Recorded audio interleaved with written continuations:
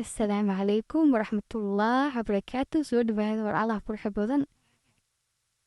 Soo jeedaan maanta waxaan samaysanayna bariis kalkaris ah. Had soo jeedaan bariiskii waxyaalihii dhan shasha waa shiishtay wixii dhan waa kusoo shubtay. Halka hadda bariiska waa shiilanayaa waxaa rabaa biyo kuleel inaan ku darsado. Bariiskiinoo maasha allah kuu noqda hadaa rabtid biyaha iska kululay biyo marka hadaa haysatid biyaha fara ku darso. Markaas bariiska caadi ahaan kusoo baxaa caraftaada iyo waxaa dhan anda ku dasatid wala soo tijaabisa siya bariisna shuk macaan yahay.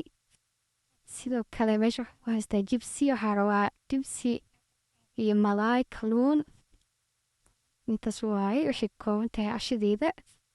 Halkaad soo jeedaan baradii intay u shiilmaysaa basala soo jarjartay markay xawaa baradhada ii shiilmatay basashii ayaan ku shubanaa.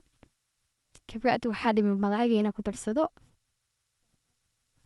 Malaaygaan shiilanaa bas waa isku dhammaad casha aan caadi ahayn kaaliska aragga waaye kaada wax walba waadi. Halka hadda waa kana jibsigii baradhadii baa soo shiishtay meeshaana kusoo shubtay. Marka hadda kalluunkii u soo imaaday saliidda xoogaa birta inay kulaanaysaa sugayaa.